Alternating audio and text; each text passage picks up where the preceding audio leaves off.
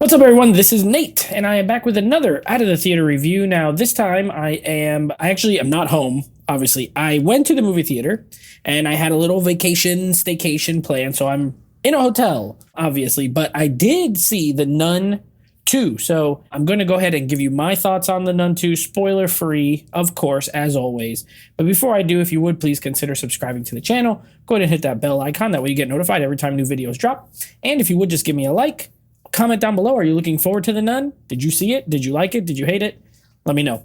Anyway, I will preface this with, since this is a sequel, I did not like the first Nun movie. I think the Conjuring films 1 and 2 are great.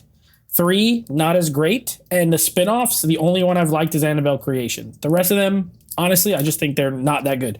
And the Nun falls into that category. I just don't think it was very scary, and I didn't enjoy it. So I was not looking forward to the Nun 2. So the question then is, did this exceed my expectations, or did it meet my already low expectations? Honestly, I would say, I guess it slightly exceeded them, but they were also in the toilet. They were like very low. So on the plus side, I do think this one has a few, it does have at least 2 or 3 decent setups for scares that I was kind of into. There is one particular scene that is pretty creepy. I think they did a good job with that one. I don't want to spoil anything, so just bear with me. But there's a couple setups that worked. The payoffs don't always work, in my opinion. Like, I never jumped. I was never really that scared, except 1 or 2 times where I was like, okay, this is a pretty good setup. There's one scene in particular that I thought was really good. It involves the nun, obviously. And then there's this hallway and it like turns red. And the way the nun kind of like rises up into the scene, like I thought that was really good, really cool.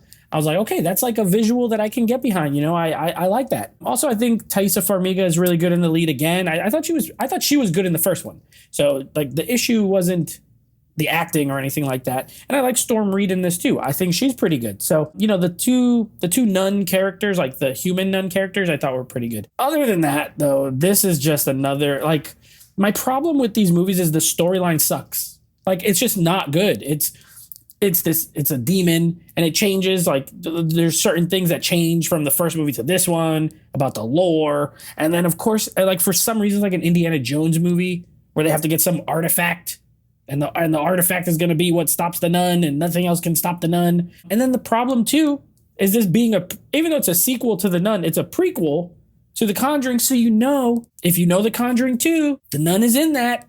So what's the point of the end of this? It's not a real ending. These movies have no ending. I had the same issue with the first one. It's like, well, clearly this demon will be back. And in the Nun 2, you get the same kind of scenario, because it's like, well, Conjuring 2 still happens after this one. Too many jump scares. Which, by the way, there's a ton of jump scares, but none of them actually made me jump. I was fully ready for pretty much all of them. There was one where this bird, literally a bird, just like flies by and goes like, ah! It just makes this loud sound for no reason in the middle of the night. It's like, come on, try a little harder. It wasn't that good. So I didn't find the movie scary. I think the nun as a visual is cool. I think she looks scary. She looks, if you use her right in the shadows yeah, she's creepy. I'll say that much. She's creepy.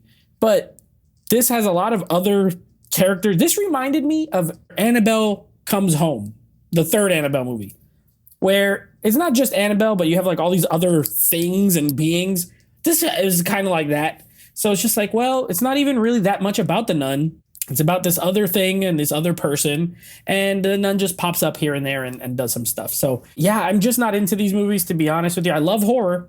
I mean, it's rated R and there is like light blood. They could have like just cut 1 or 2 things like 1 second and it would have been a PG-13. So I have no idea why this is rated R, but there's a little bit of blood. There was one kill that was a little bit interesting. And I was like, okay, I didn't expect that to happen. But for the most part, it's pretty by the numbers. It's too dark. Everything is dark.